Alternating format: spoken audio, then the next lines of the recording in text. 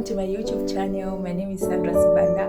So in today's video I will be doing makeup transformation inspired by the makeup and the hairstyle of Minister Chidimna.